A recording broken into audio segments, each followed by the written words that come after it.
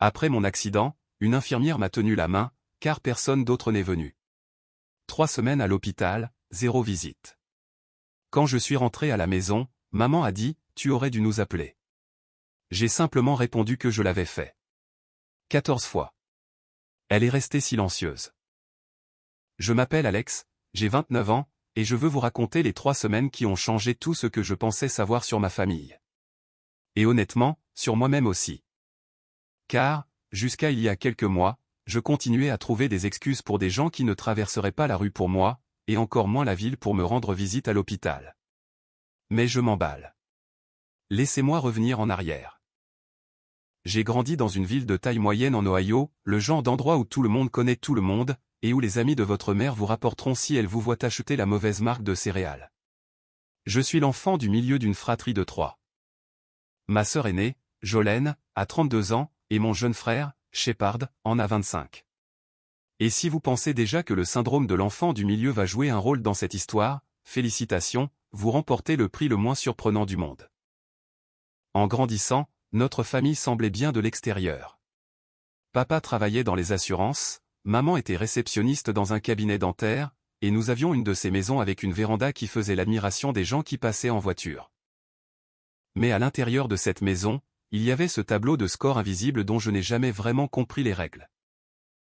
Jolene était la responsable, l'organisatrice, celle qui avait rempli ses dossiers universitaires 6 mois à l'avance et avait un plan sur 5 ans avant même de pouvoir légalement louer une voiture. Maman l'adorait pour cela. Elles avaient ce lien que je pouvais voir mais jamais toucher, comme regarder des gens rire à une blague que vous n'avez pas comprise, car vous n'étiez pas là. Et Shepard, eh bien, Shepard était le bébé. Il ne pouvait rien faire de mal. Il a un jour percuté la voiture de maman dans une boîte aux lettres quand il avait 17 ans, et d'une manière ou d'une autre, à la fin de la semaine, l'histoire avait été réécrite de telle sorte que la boîte aux lettres était mal placée. C'est le genre de magie sous laquelle Shepard opérait. Il arrivait en retard à tous les dîners de famille, oubliait les anniversaires, laissait tomber les plans, et tout le monde haussait les épaules en disant « C'est Shep qui fait du Shep. Ça doit être agréable. » Puis il y avait moi. Alex. Celui qui était toujours là. Celui qui aidait maman à déplacer les meubles quand elle redécorait le salon pour la 4e fois. Celui qui conduisait 45 minutes pour aller chercher Shepard, quand il s'était retrouvé bloqué à un concert, parce que son covoiturage l'avait planté. Celui qui s'asseyait avec papa dans le garage, pendant qu'il divaguait sur le football fantasy, même si je m'en fichais complètement, parce qu'il semblait seul, et que je me suis dit que quelqu'un devrait l'écouter. Je n'étais pas la star de la famille. J'étais le joueur polyvalent. Fiable, disponible, et complètement tenu pour acquis. Maintenant, je veux être clair sur quelque chose. Je ne pense pas que mes parents étaient de mauvaises personnes. Je ne pense pas qu'ils se soient assis autour d'une table en disant « Eh, négligeons émotionnellement le plus jeune et voyons ce qui se passe. » C'était plus subtil que cela. C'était 1000 petits moments où je n'étais tout simplement pas la priorité. Jolene a eu son premier récital de danse, et maman était au premier rang avec le caméscope. J'ai eu mon premier match de baseball, et papa a oublié de venir, car il aidait Shepard avec son projet scolaire. Jolene a obtenu son diplôme, et ils ont organisé une fête. J'ai obtenu mon diplôme, et nous sommes allés chez Applebee's. Ce que, regardez, j'aime Applebee's autant que n'importe qui, mais on remarque la différence. On fait semblant de non, mais si. J'ai déménagé quand j'avais 22 ans. J'ai trouvé un emploi de coordinateur de projet pour une entreprise de construction, à environ 1 heure de la maison. Ce n'était pas glamour, mais j'aimais ça. J'étais bon pour garder les choses organisées, gérer les délais, m'assurer que rien ne passait entre les mailles du filet. Ironique, étant donné le nombre de fois où j'étais passé entre les mailles du filet toute ma vie. J'ai eu mon propre appartement, un petit 2 pièces décent avec un balcon qui donnait sur un parking, ce qui semble déprimant, mais j'y ai mis des plantes, et c'était en fait plutôt agréable. J'avais une routine. Travail, sport, cuisiner le dîner, appeler maman 1 ou 2 fois par semaine, rentrer à la maison pour les dîners du dimanche quand je pouvais. Et voici ce qu'il en est de ces appels téléphoniques et de ces dîners du dimanche. C'était toujours moi qui prenais l'initiative. Toujours. J'appelais maman, et elle discutait un peu, mais elle ne m'a jamais appelé la première. Pas une seule fois en 7 ans de vie autonome. J'arrivais pour le dîner, et c'était assez agréable, mais personne ne me demandait jamais comment s'était passée ma semaine. Il demandait à Jolene des nouvelles de sa promotion, ou à Shepard des nouvelles de son dernier passe-temps, qui changeait tous les 3 mois comme une horloge, et je restais là, mangeant du pot-au-feu et me demandant s'il remarquerait si je ne venais pas la semaine suivante. Alerte spoiler, j'ai testé cette théorie une fois. J'ai manqué 2 dimanches d'affilée. Personne n'a appelé. Personne n'a envoyé de message. Quand je suis apparu la 3e semaine, maman a dit « Oh, tu nous as manqué la semaine dernière », comme si je n'étais parti qu'une seule fois. Cela m'a fait plus mal que je ne voulais l'admettre à l'époque. Mais j'ai continué à venir. Parce que c'est ce que je faisais. C'était mon rôle. Alex le fiable. Alex le ponctuel. Celui qui ne fait jamais d'histoire, ne demande jamais rien, et est toujours un peu là. Comme un meuble. On ne pense pas à une chaise avant d'avoir besoin de s'asseoir. Quoi qu'il en soit, l'accident s'est produit un mardi. Je m'en souviens, parce que je venais de plaisanter avec mon collègue Dicon ce matin-là, sur le fait que les mardis sont le jour le plus insignifiant de l'existence. Eh bien, ce mardi-là a décidé de me prouver le contraire de la pire façon possible. Je rentrais chez moi après un chantier, à environ 30 minutes de la ville. Il avait plu toute la journée, une de ces pluies froides de fin octobre qui rendent tout gris et misérable. J'étais sur une autoroute à 2 voies, roulant peut-être à 50 km/h, quand une camionnette venant en sens inverse a fait de l'aquaplaning et a traversé la ligne médiane. Je me souviens avoir vu les phares se diriger vers moi, et avoir pensé « cela n'arrive pas », ce qui est une pensée tellement stupide, car cela arrivait très clairement. L'impact a eu lieu du côté conducteur. Le camion m'a heurté presque de plein fouet, mais en angle, ce qui est probablement la raison pour laquelle je suis en vie. Ma voiture a fait un tête-à-queue, a heurté la glissière de sécurité, et je ne me souviens de rien après cela, jusqu'à ce que je me réveille à l'hôpital. J'ai appris plus tard qu'une femme dans la voiture derrière moi avait appelé les urgences, et était restée avec moi jusqu'à l'arrivée des ambulanciers. Je n'ai jamais eu son nom. Où qu'elle soit, j'espère qu'elle sait qu'elle est une meilleure personne que la plupart des gens qui partagent mon nom de famille. Je me suis réveillé aux soins intensifs 2 jours plus tard. Fémur gauche cassé, 3 côtes fêlées, un poumon perforé qu'ils avaient déjà traité, une commotion cérébrale, et mon poignet gauche était brisé. J'avais l'air d'avoir perdu un combat avec une bétonnière. Le premier visage que j'ai vu quand j'ai ouvert les yeux n'était pas celui de ma mère. Ce n'était pas celui de mon père. Ce n'était ni celui de Jolene ni celui de Shepard. C'était une infirmière nommée Cordelia, qui, apparemment, venait me voir toutes les heures et a été la première à remarquer quand j'ai commencé à reprendre conscience. Elle m'a souri et m'a dit « Bon retour, Alex, vous nous avez fait une belle frayeur. » Et puis, elle m'a tenu la main pendant qu'elle m'expliquait ce qui m'était arrivé et ce qu'ils avaient fait pour y remédier. Elle m'a tenu la main. Une étrangère m'a tenu la main, car personne d'autre n'était là pour le faire. Je me souviens d'être allongé là, groggy, brisé et confus, regardant au-delà de Cordelia les chaises vides dans ma chambre et pensant « Où sont tout le monde ?» Je ne connaissais pas encore la réponse à cette question, mais j'étais sur le point de la découvrir. Et honnêtement, j'aurais presque préféré ne pas le faire. La première chose que j'ai faite, quand j'ai été assez cohérent pour utiliser un téléphone, a été de demander à Cordelia de me passer le mien. Il avait survécu à l'accident dans ma poche de veste, écran fissuré et tout, ce qui ressemblait à une sorte de blague cosmique. Mon corps était maintenu par des broches chirurgicales, et mon téléphone semblait à peu près dans le même état. J'ai appelé maman en premier. Ça a sonné 5 fois, puis ça a abouti à la messagerie vocale. J'ai laissé un message. Salut maman, c'est Alex. J'ai eu un accident de voiture. Je suis à l'hôpital général de Riverside. C'est assez grave. Pouvez-vous venir? J'ai attendu 1 heure. Rien. J'ai rappelé. Messagerie vocale de nouveau. J'ai laissé un autre message, cette fois plus court. Maman, c'est moi. Je suis à l'hôpital. S'il te plaît, rappelle-moi. Au cours des 3 jours suivants, j'ai appelé 14 fois. 14. J'ai compté, parce qu'à un moment donné, il ne s'agissait plus de les joindre, mais de documenter quelque chose que je n'étais pas encore prêt à nommer. J'ai appelé maman 8 fois. Papa, 3 fois. Jolene, 2 fois. Shepard, 1 fois. Car honnêtement, je savais que Shepard ne répondrait pas, et j'avais raison. Sur 14 appels, je n'ai reçu qu'une seule réponse. Un SMS de Jolène le 3e jour, qui disait « Hey, désolé, j'ai été débordé. J'espère que tu vas mieux », suivi d'un emoji pouce levé. Un emoji pouce levé. J'avais un tube dans la poitrine, et elle m'a envoyé un pouce levé. J'ai appris plus tard que maman avait dit à la famille que j'avais été dans une mauvaise passe, et que j'étais dramatique. Je ne sais pas comment elle en est venue à cette conclusion. Mes messages vocaux étaient assez clairs.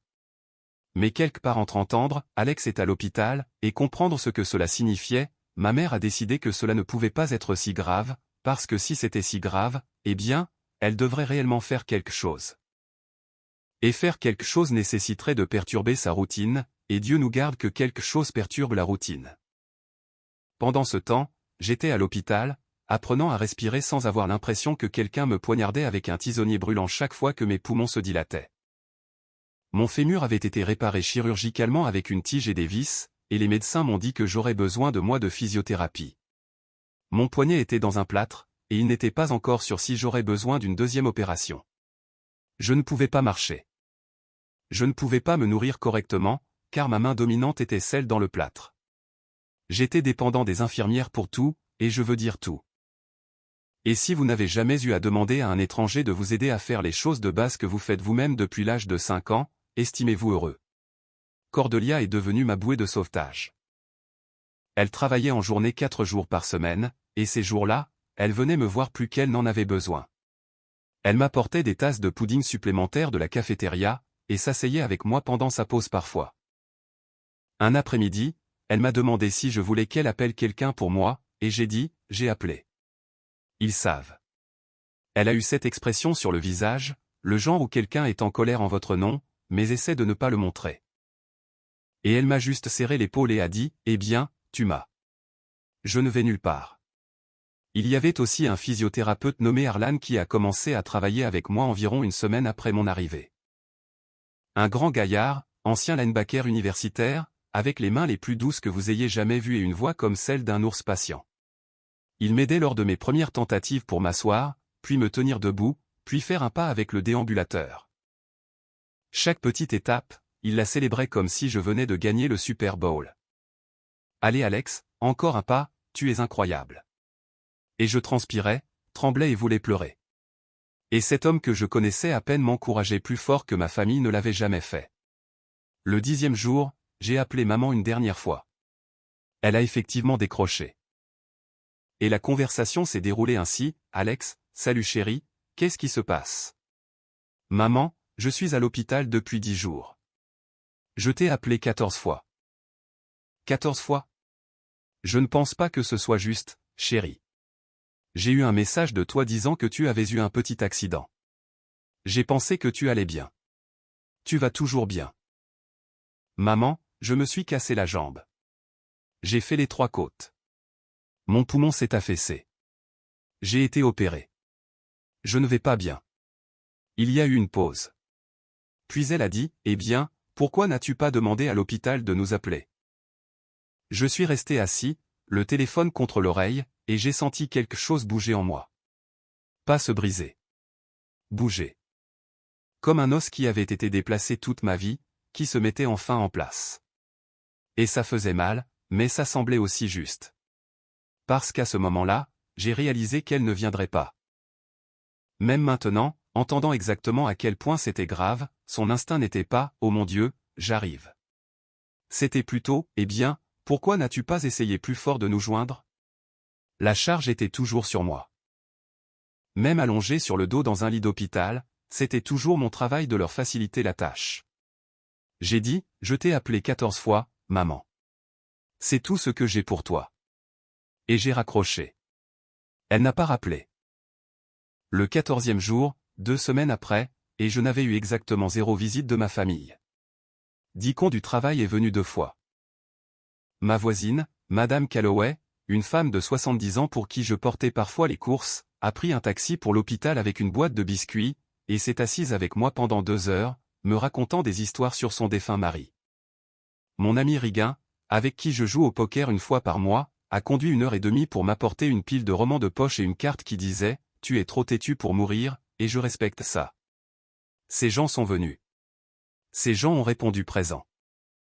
Les gens qui partageaient mon sang, pour qui j'avais traversé la ville, pour qui j'avais réorganisé mon emploi du temps chaque fois qu'ils avaient besoin de quelque chose, n'ont pas pu se déranger pour faire un seul voyage.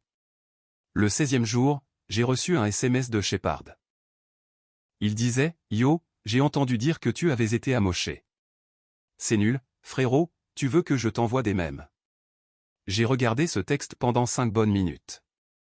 Puis j'ai posé mon téléphone face cachée sur le lit, et j'ai demandé à Cordelia s'il restait de ce pudding au caramel. Le 18e jour. Jolene a appelé. Non pas pour demander comment j'allais, mais pour demander si je pouvais toujours me rendre à la fête d'anniversaire de sa fille le week-end suivant. Sa fille Waverly allait avoir 4 ans, et apparemment l'animation avait annulé, et Jolene était stressée à ce sujet. Je lui ai dit que j'étais toujours à l'hôpital et que je ne serais pas libéré avant au moins quelques jours. Elle a soupiré, comme si je l'incommodais. Puis elle a dit, « Eh bien, maman a dit que tu allais en grande partie bien, j'ai pensé que tu serais déjà sorti. » J'ai dit, « Jolene, je suis ici depuis presque 3 semaines. J'ai été opéré. J'apprends à marcher de nouveau. » Une autre pause. Puis, « Oh, eh bien, j'espère que tu te sentiras mieux. Tiens-moi au courant pour la fête, d'accord ?» Je n'ai pas répondu. J'ai simplement raccroché et regardé par la fenêtre le parking en contrebas, qui était gris et humide, car octobre en Ohio n'est en fait que différentes nuances de gris, et j'ai pensé à tous les dîners du dimanche auxquels j'avais conduit. À chaque appel que j'avais passé et qui n'avait jamais été rappelé. À chaque fois que j'avais aidé quelqu'un à déménager, à réparer quelque chose, à venir, et comment, la seule fois où j'avais besoin qu'il soit là pour moi, j'avais eu des messages vocaux et des émojis pouces levés, et « Yo, c'est nul, frérot. » Cordelia m'a trouvé en pleurs cette nuit-là. Pas en sanglots, juste des larmes silencieuses que je ne pouvais pas arrêter. Elle s'est assise sur le bord de mon lit, et n'a rien dit pendant un moment. Puis elle a dit, « Alex, tu mérites des gens qui sont là pour toi. » Et je sais que c'est difficile à entendre en ce moment, parce que les gens qui auraient dû être là en premier ne l'étaient pas. Mais ce n'est pas le reflet de ta valeur. C'est le reflet de la leur. J'ai hoché la tête. Je ne pouvais pas parler. Mais je l'ai entendu. Et quelque chose en moi, cette chose qui avait bougé pendant l'appel téléphonique avec maman, s'est mise en place. Définitivement. J'en avais marre d'être celui qui était toujours là pour des gens qui ne feraient jamais la même chose pour moi. Je ne savais juste pas encore à quoi ressemblerait cette décision en pratique. J'ai été libéré le 21e jour. 3 semaines complètes à l'hôpital. Cordelia m'a serré dans ses bras en partant, avec précaution, car mes côtes étaient encore sensibles, et elle m'a glissé un morceau de papier avec son numéro de téléphone. Elle a dit, « Si tu as besoin de quoi que ce soit, tu m'appelles. Pas ta famille. Moi. » J'ai ri et promis de le faire. Harlan m'a serré la main et m'a dit qu'il s'attendait à me voir déchiré en thérapie ambulatoire, et que si je me relâchais, il viendrait me chercher. Je l'ai cru. Mon ami Rigain est venu me chercher. Il avait proposé sans que je demande, ce qui est le propre des vrais amis. Ils n'attendent pas que vous suppliez. Il s'est arrêté dans sa vieille Jeep et m'a aidé à monter avec mon déambulateur et mon sac d'affaires d'hôpital. Et sur le chemin du retour, il ne m'a pas posé une tonne de questions, ni essayé de me faire parler de mes sentiments. Il a juste mis de la musique et a conduit. Et quand nous sommes arrivés à mon appartement, il a dit, « J'ai rempli ton frigo. Rien de fantaisiste. Des œufs, du pain, un peu de cette soupe que tu aimes. Ce n'est pas de la grande cuisine, mais tu ne mourras pas de faim. » J'ai failli craquer là, sur son siège passager. Ce gars, que je voyais peut-être une fois par mois pour le poker et un match de football occasionnel, avait pensé à ce dont j'aurais besoin en rentrant à la maison. Ma propre mère n'y avait pas pensé du tout. La première semaine de retour a été difficile. Je pouvais à peine me déplacer dans mon appartement avec le déambulateur. Prendre une douche était une épreuve de 45 minutes qui me laissait épuisé. Cuisiner était presque impossible avec une main dans le plâtre, alors je vivais de repas micro-ondables et de tout ce que je pouvais gérer avec ma main droite. J'avais une aide à domicile qui venait 3 fois par semaine, une femme discrète nommée Rosalyn, qui était très professionnelle, mais d'une manière réconfortante. Elle m'aidait avec mes exercices, vérifiait mes incisions, et s'assurait que je n'en faisais pas trop. Chaque fois qu'elle partait, l'appartement semblait énorme et silencieux. Je n'ai pas appelé ma famille, et pendant 5 jours, ils ne m'ont pas appelé. 5 jours après ma sortie de l'hôpital, suite à un grave accident de voiture, et pas un seul appel de mes parents, de ma sœur ou de mon frère. Je veux que vous y réfléchissiez un instant. Parce que j'ai dû y réfléchir beaucoup plus longtemps qu'un instant, et c'était l'un des sentiments les plus solitaires que j'ai jamais vécu. Le 6e jour, maman a appelé. Non pas pour demander comment je m'installais, ni pour offrir de l'aide, ni pour dire qu'elle était désolée de ne pas être venue à l'hôpital. Elle a appelé parce que c'était presque Thanksgiving et qu'elle voulait savoir quel plat j'apportais pour le dîner. Juste comme ça. Comme si rien ne s'était passé. Comme si je n'avais pas passé 3 semaines dans un lit d'hôpital sans qu'aucun membre de ma famille ne me rende visite. Comme si les 14 appels sans réponse n'étaient qu'un petit contretemps que nous pouvions tous oublier, parce que, le jour de la dinde approchait. J'ai dit, je ne viendrai pas pour Thanksgiving, maman. Silence. Puis, qu'est-ce que tu veux dire, tu ne viens pas? Je veux dire que je peux à peine marcher. Je ne peux pas conduire. Et honnêtement, je n'ai pas vraiment envie de m'asseoir à une table avec des gens qui n'ont pas pu me rendre visite à l'hôpital. Plus de silence. Puis les choses qu'elle faisait toujours quand elle était acculée. Le pivot vers la culpabilité. Alex, tu sais à quel point tout le monde a été occupé. Jolene à Waverly et la nouvelle maison. Ton père a des problèmes de dos. Shepard traverse des moments difficiles. Nous avons tous une vie. Tu ne peux pas t'attendre à ce que tout le monde laisse tout tomber. J'attendais qu'une personne vienne, maman. Une seule. En 3 semaines. Elle a fait un bruit comme si j'avais dit quelque chose de déraisonnable. Puis elle a dit, eh bien, j'espère que tu changeras d'avis pour Thanksgiving. Ce ne sera pas pareil sans toi. Ce qui était une chose intéressante à dire, étant donné que 3 semaines sans moi à l'hôpital avaient apparemment été parfaitement bien. J'ai raccroché. Et puis je me suis assis dans mon appartement, mon déambulateur à mes côtés, et mon poignet dans un plâtre, et j'ai pris une décision. J'allais cesser d'attendre que ma famille se montre. J'allais construire une vie où leur absence ne serait pas la chose la plus bruyante dans la pièce. Cela a commencé petit. Je me suis jeté à corps perdu dans la physiothérapie comme si c'était mon travail à plein temps. Arlan a tenu parole et m'a poussé fort lors des séances ambulatoires, et j'ai poussé encore plus fort. En 6 semaines, j'ai abandonné le déambulateur pour une canne. En 3 mois, je marchais seul, lentement, avec une boiterie que les médecins ont dit s'améliorerait avec le temps. Mon poignet a guéri sans nécessité de 2e opération, ce qui a été le premier coup de chance authentique que j'ai eu depuis des mois. Mon travail a été compréhensif. Mon patron, un gars nommé Sullivan, qui dirigeait notre entreprise de construction comme une famille, mais en le pensant vraiment, avait conservé mon poste, et m'a mis sur des tâches légères quand j'étais prêt. Je pouvais faire la planification, la coordination et l'organisation depuis un bureau pendant que je guérissais. Il m'a même aménagé un petit poste de travail plus confortable que mon bureau habituel. Il a dit, « Alex, tu es l'un des meilleurs coordinateurs que j'ai jamais eu. Le poste sera là. Contente-toi de guérir. » J'ai commencé à consulter un thérapeute. Son nom était Dr. Patrice Linden, et c'était une femme directe d'une 50aine d'années, qui portait des lunettes de lecture à une chaîne, et avait une façon de dire les choses qui vous donnait l'impression qu'elle vous tendait un miroir en disant « Regardez ça ». Lors de notre 3e séance, elle m'a demandé de décrire mon rôle et ma famille. Et quand j'ai eu fini, elle a dit « On dirait que vous avez rempli une fonction, plutôt que d'être une personne ». Et je l'ai juste regardé, parce que personne ne l'avait jamais dit aussi clairement avant. Elle m'a aidé à comprendre que je n'étais pas fou d'être blessé. Que attendre de sa famille qu'elle vous rende visite à l'hôpital après un accident quasi fatal n'était pas exigeant ou nécessiteux. Que les années d'efforts unilatéraux n'étaient pas normales, et que ce n'était pas ma faute. Et surtout, elle m'a aidé à comprendre que j'avais le droit d'arrêter. J'avais le droit de lâcher la corde que je tirais, et de voir qui prendrait l'autre bout. Spoiler, personne ne l'a pris. J'ai arrêté d'appeler. J'ai arrêté d'envoyer des messages. J'ai arrêté de rentrer à la maison pour les dîners du dimanche auxquels personne ne m'invitait de toute façon. Et j'ai rempli cet espace avec des gens qui s'en souciaient vraiment. Regan et moi avons commencé à passer plus de temps ensemble régulièrement.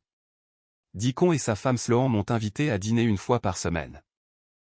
Madame Calloway, d'à côté, est devenue une sorte de grand-mère de substitution, m'apportant toujours de la nourriture et me disant que j'étais trop maigre, ce qui est la chose la plus aimante qu'une femme de 70 ans puisse vous dire.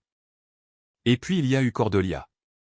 Elle m'a envoyé un message quelques semaines après ma sortie, juste pour prendre de mes nouvelles, et nous avons commencé à parler.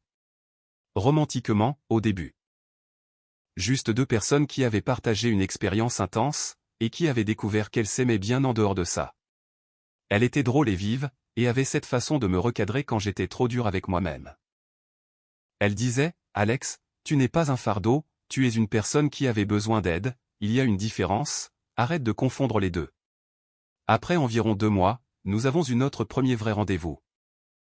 Dîner dans un petit restaurant italien où le propriétaire la connaissait par son nom. Elle a commandé pour nous deux, car elle a dit que j'avais des goûts horribles en matière de forme de pâte, ce qui était à la fois insultant et exact. Je suis un amateur de peine. Elle est une loyaliste des rigatoni. Nous avons réussi. Au printemps, j'étais dans un tout autre état. Physiquement, j'étais presque revenu à la normale. Émotionnellement, j'étais mieux que je ne l'avais été depuis des années, peut-être même jamais. J'avais des gens autour de moi qui se souciaient de moi. J'avais un thérapeute qui m'aidait à voir clair. J'avais une petite amie qui me tenait la main, non pas parce que personne d'autre ne le ferait, mais parce qu'elle le voulait. Et j'avais une confiance tranquille que je n'avais jamais eue auparavant, le genre qui vient du fait d'avoir survécu à quelque chose qui aurait dû vous détruire, et de découvrir que vous êtes plus fort que vous ne le pensiez. Je n'avais pas parlé à ma famille depuis près de 5 mois quand le téléphone a sonné. C'était maman, et ce qu'elle a dit ensuite a tout mis en marche. La voix de maman sonnait différemment au téléphone, plus petite d'une certaine manière, moins comme la femme qui m'avait dit que je ne pouvais pas m'attendre à ce que tout le monde laisse tout tomber, et plus comme quelqu'un qui avait besoin de quelque chose. J'ai reconnu le ton immédiatement, car je l'avais entendu 1000 fois en grandissant. C'était sa voix de demande. Celle qu'elle utilisait quand elle voulait une faveur, mais devait le présenter comme si elle vous accordait un privilège. Alex, chérie, c'est maman. Je sais que ça fait un moment. J'avais l'intention d'appeler. Je n'ai pas répondu à cela. J'ai juste attendu. Écoute, nous avons un dîner de famille ce dimanche. C'est important. Ton père et moi avons des choses à discuter avec tout le monde, et j'aimerais vraiment que tu sois là. J'ai failli rire. 5 mois de silence. 5 mois sans un seul appel, SMS ou pigeon voyageur, et maintenant elle avait besoin de moi pour un dîner de famille, car il y avait des choses à discuter. J'ai demandé quelle chose. Elle est devenue vague. Juste des choses de famille, chérie. Des choses financières. Des choses de planification. C'est mieux si nous en parlons en personne. Maintenant, j'aurais pu dire non. Une partie de moi le voulait. Mais le docteur Linden et moi avions parlé de ce scénario exact. Elle a dit que, lorsque l'appel viendrait, et il viendrait, je devrais l'aborder avec des yeux clairs. Pas avec colère, pas avec espoir, juste avec clarté. Alors j'ai dit, j'y réfléchirai, et j'ai raccroché. Ce soir-là, j'ai raconté l'appel à Cordelia. Nous étions sur mon canapé, ses pieds sur mes genoux, car elle avait cette manie de ne jamais porter de chaussures à l'intérieur, et d'avoir toujours froid, et elle m'a regardé et a dit, « Que veux-tu faire ?» Pas, « Que devrais-tu faire ?» mais, « Que veux-tu ?» J'ai dit, « Je veux y aller, non pas parce qu'il me manque, mais parce que je veux voir qui je suis dans cette pièce maintenant. » Elle a hoché la tête et a dit, « Alors vas-y. Et si c'est terrible, j'aurai des plats à emporter qui t'attendront à ton retour. » J'ai réfléchi pendant les jours suivants.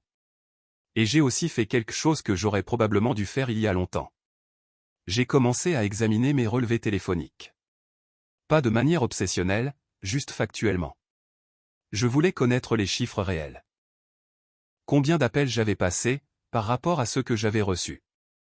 Combien de messages j'avais envoyés, par rapport à ceux que j'avais reçus. J'ai parcouru 2 ans d'historique, et ce que j'ai trouvé n'était pas surprenant, mais c'était stupéfiant quand on le voyait tout au même endroit. En 2 ans, j'avais initié un contact avec ma mère plus de 200 fois. Elle avait initié un contact avec moi 11 fois, et 8 d'entre elles concernaient la logistique d'événements familiaux. Les 3 autres étaient pour me demander de faire quelque chose. Réparer le broyeur, aider à déplacer une commode, chercher quelque chose au magasin en allant dîner. 200 contre 11. Ce n'est pas une relation. C'est une ligne de service client. J'ai montré les chiffres au docteur Linden. Elle n'a pas semblé choquée, mais elle a dit quelque chose qui m'est resté. Elle a dit, « Alex, je veux que vous apportiez cette clarté avec vous à ce dîner. Pas comme une arme, mais comme une encre. Quand ils essaieront de vous ramener à l'ancienne dynamique, vous vous accrocherez à ce que vous savez être vrai. » Le dimanche est arrivé. Rigain a proposé d'être en attente, au cas où j'aurais besoin d'une extraction, ce qu'il a appelé « Opération sauver Alex des poubelles émotionnelles », et honnêtement, avoir un ami comme ça vaut plus que n'importe quelle obligation familiale. Je me suis rendu chez mes parents pour la première fois depuis 5 mois. Le trajet a semblé plus long qu'avant, ou peut-être étais-je simplement plus conscient de la distance. En montant sur cette véranda, celle que tout le monde complimentait toujours, je me suis senti stable. J'avais encore une légère boiterie, à peine perceptible, mais j'en étais conscient. Chaque pas était un rappel des 3 semaines que j'avais passées dans un lit d'hôpital avec une chambre vide. J'ai sonné à la porte de la maison où j'ai grandi, ce qui était étrange, mais aussi juste. Je n'allais plus simplement entrer. Maman a ouvert la porte et a fait un grand soupir exagéré. « Alex, oh mon Dieu, entre, entre. » Elle m'a serré dans ses bras, et c'était comme enfiler un manteau qui ne me va plus. Trop serré à certains endroits, trop lâche à d'autres. Papa était dans le salon et m'a fait un signe de tête et un « Salut, fiston », comme si je venais de rentrer de chercher le courrier. Jolène était à la table de la cuisine avec Waverly sur ses genoux, et elle a dit « Salut Alex, tu as l'air bien », sur un ton qui suggérait qu'elle était surprise que je n'ai pas l'air pire. Shepard était sur le canapé, jouant à quelque chose sur son téléphone, et a dit « Ça va », sans me regarder. Personne n'a mentionné l'accident. Personne n'a mentionné l'hôpital. Personne n'a mentionné les 5 mois de silence. C'était comme si j'avais traversé un portail pour revenir à l'ancienne dynamique où rien de tout cela ne s'était passé, et j'étais juste le bon vieil Alex fiable, toujours présent comme d'habitude. Nous nous sommes assis pour dîner. Maman avait préparé son pot-au-feu, le même qu'elle faisait toujours, et pendant un moment, ce n'était que des banalités. La nouvelle maison de Jolène, le dernier emploi de Shepard, qui était quelque chose dans le marketing qu'il décrivait d'une manière qui donnait l'impression qu'il n'était pas sûr non plus de ce qu'il faisait, le mal de dos de papa, le drame des collègues de maman. Personne ne m'a posé une seule question sur ma vie. Pas une. Puis, à mi-chemin du dîner, papa s'est éclairci la gorge. C'était le signal. C'est pourquoi j'étais là. Ta mère et moi avons parlé, a-t-il dit. De la maison. De la retraite. De l'avenir. Il a ensuite expliqué qu'il pensait à réduire la taille de leur logement. La maison était trop grande, l'entretien trop lourd, et il voulait déménager dans quelque chose de plus petit. Un appartement, peut-être. Plus près de Jolène, qui vivait à environ 20 minutes. Mais voilà le problème. Ils avaient des dettes dont ils ne nous avaient pas parlé. Des cartes de crédit, un deuxième prêt hypothécaire qu'ils avaient contracté il y a quelques années, des factures médicales dues au traitement du dos de papa. Le total s'élevait à environ 60 000 $. Le silence s'est fait dans la pièce. Puis maman est intervenue, et c'est là que ça a commencé à devenir intéressant. Elle a dit qu'ils avaient réfléchi à la manière de gérer cela en famille, et que, puisque Jolène venait d'acheter sa nouvelle maison et que Shepard était encore en train de s'établir, ils espéraient que je pourrais les aider à couvrir le plus gros de la somme. Laissez-moi répéter cela. Mes parents, qui ne m'avaient pas rendu visite à l'hôpital, qui ne m'avaient pas rappelé, qui n'étaient pas venus me voir quand je ne pouvais pas marcher, étaient maintenant assis en face de moi, me demandant de rembourser leur dette de 60 000 $. Parce que mes frères et sœurs étaient trop occupés à dépenser de l'argent pour eux-mêmes. J'ai regardé maman. Elle avait ce regard, celui que j'avais vu toute ma vie. Le regard d'attente. Celui qui disait, bien sûr que tu feras ça, parce que tu es Alex, et Alex aide toujours, et Alex ne dit jamais non. J'ai regardé papa. Il étudiait son assiette comme si le pot-au-feu était soudainement fascinant. Jolène me regardait aussi, et je pouvais le voir dans ses yeux, la silencieuse supposition que c'était mon rôle. Shepard était toujours sur son téléphone. J'ai posé ma fourchette, et j'ai dit très calmement, « Pourquoi moi ?»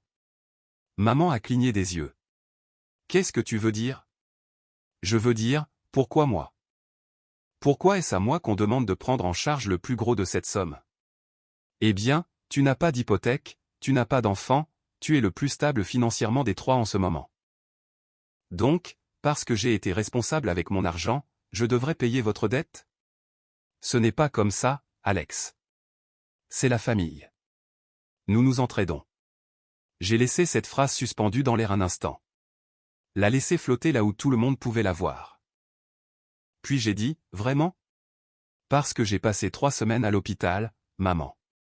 3 semaines. Et pas une seule personne à cette table n'est venue me voir. Pas une. Alors je suis juste curieux de cette histoire de nous nous entraidons. Parce que ça semble n'aller que dans une seule direction. Le silence était assourdissant. Jolene a posé sa fourchette. Papa a levé les yeux de son assiette. Même Shepard a levé les yeux de son téléphone. Et maman.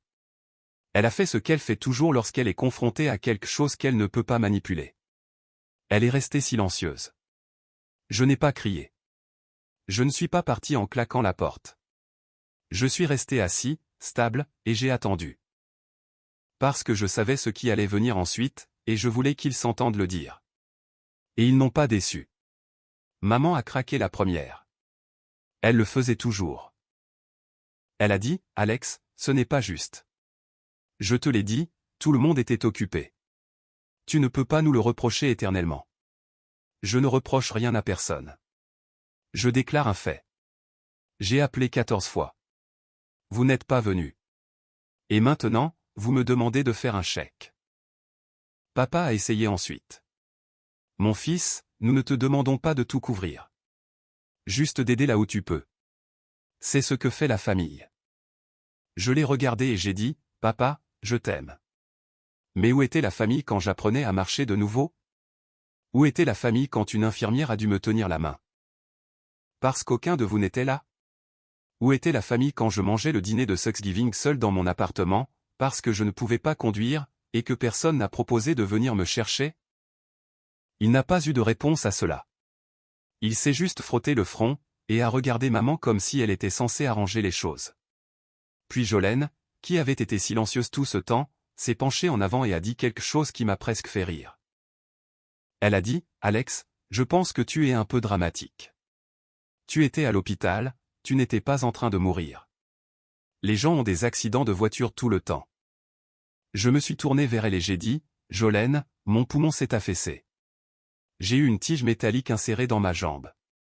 Je n'ai pas pu utiliser ma main gauche pendant 2 mois. J'ai été aux soins intensifs pendant 2 jours avant même de me réveiller.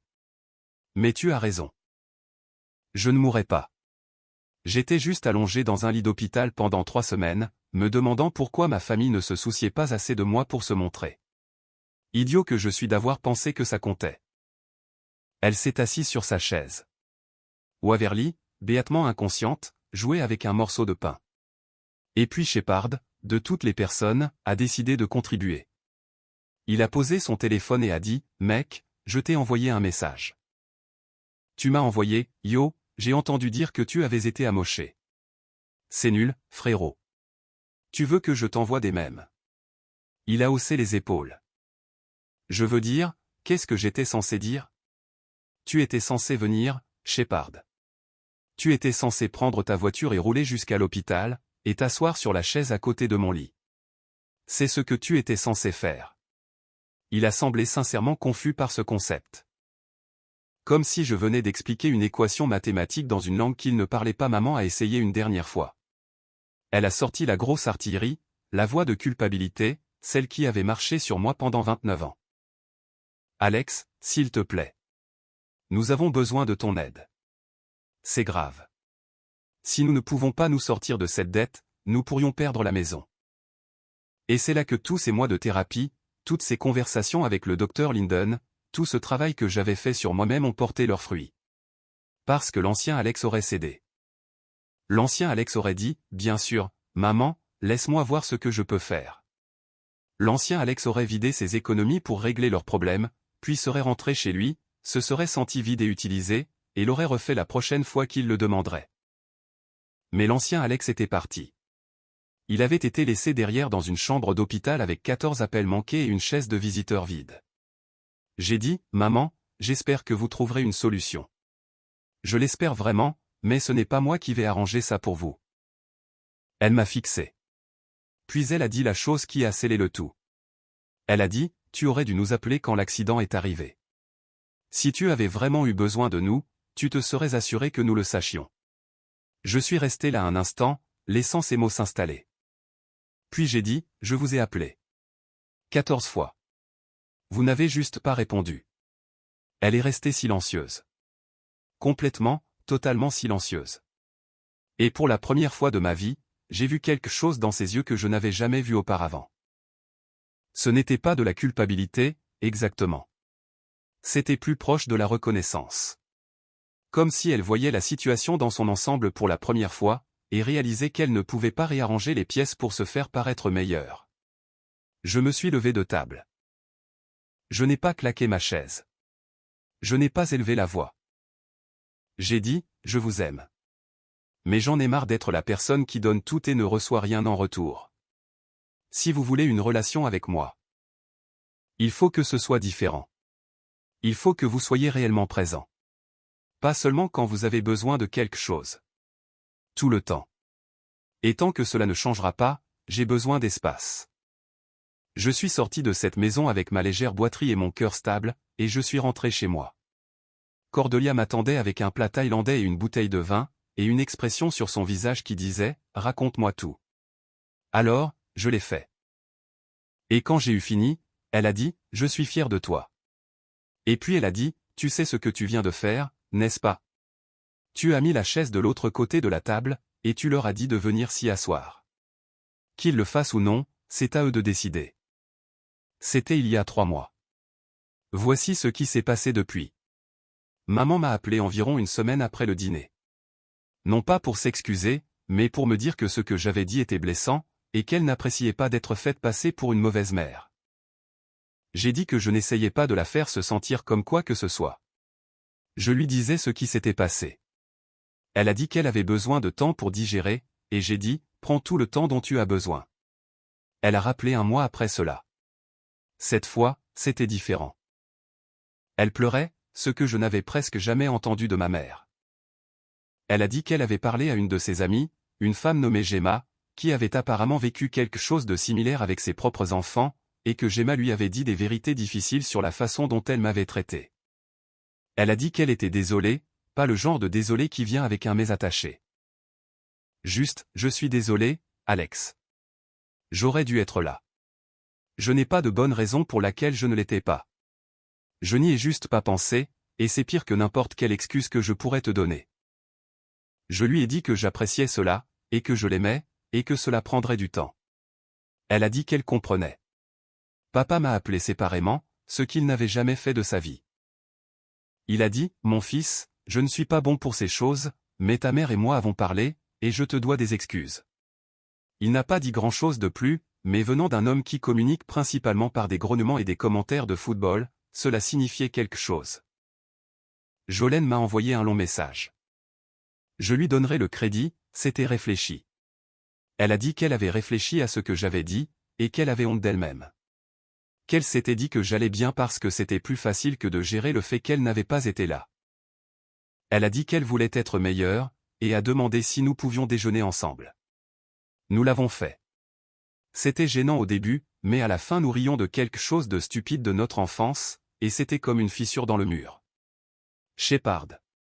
Eh bien, Shepard est toujours Shepard. Il m'a envoyé, mon mauvais, frérot, avec un emoji point levé. C'est à peu près ce à quoi je m'attendais. Mais il est aussi venu à mon appartement sans prévenir la semaine dernière avec un pack de 6 bières, et m'a demandé si je voulais regarder le match. Il n'a pas mentionné l'hôpital, ni le dîner, ni quoi que ce soit de lourd. Il s'est juste assis sur mon canapé, a regardé le football, et a fait de mauvaises blagues sur les commentateurs. Et vous savez quoi? Pour Shepard, c'était être présent. C'était sa version, et je l'accepterai. Quant à la dette, mes parents l'ont réglée. Ils ont vendu la maison, ont remboursé ce qu'ils devaient, et ont déménagé dans un endroit plus petit près de Jolene. Ce n'était pas facile, et ce n'était pas joli, mais ils l'ont fait sans mon chéquier, et honnêtement, je pense que c'était mieux pour tout le monde. Et moi? Je vais très bien. Vraiment, vraiment très bien. Je suis de retour au travail à temps plein, Sullivan m'a promu coordinateur de projet senior avec une augmentation qui m'a fait sursauter. Ma jambe est presque à 100%. La boiterie est à peine perceptible, et Arlan dit que je suis l'une de ses meilleures histoires de guérison. Cordelia et moi venons de signer un bail pour un logement ensemble, un 3 pièces avec un balcon qui donne sur un parc, au lieu d'un parking, ce qui me semble être une métaphore que je n'ai pas prévue, mais que j'apprécie quand même. Rigain est notre invité le plus fréquent pour le dîner, et il a pris l'habitude d'appeler Cordelia, la version améliorée, ce qu'elle trouve hilarant, et moi profondément exact. Je pense encore parfois à ces 3 semaines. La chambre vide. Les 14 appels. L'infirmière qui m'a tenu la main quand ma propre mère ne répondait pas au téléphone. Mais cela ne me met plus en colère. Cela a fait de moi ce que je suis maintenant. Quelqu'un qui connaît sa valeur. Quelqu'un qui ne confond pas le fait d'être utile avec le fait d'être aimé. Quelqu'un qui a finalement cessé de se montrer pour des gens qui ne se montreraient jamais pour lui, et qui a trouvé ceux qui le feraient. Alors, si vous lisez ceci, et que vous êtes la personne qui donne toujours et ne reçoit jamais. Celle qui traverse la ville et ne reçoit jamais de rappel. Celle qui est assise dans la vie de quelqu'un comme un meuble que personne ne remarque, jusqu'à ce qu'il ait besoin de s'asseoir. Je veux que vous sachiez quelque chose. Vous avez le droit d'arrêter. Vous avez le droit de lâcher la corde, et de voir qui prend l'autre bout. Et si personne ne le fait, cela vous dit tout ce que vous avez besoin de savoir. Non pas sur vous. Sur eux. Quant à maman qui a dit que j'aurais dû appeler. Oui, je l'ai fait. 14 fois. Et j'ai fini de composer.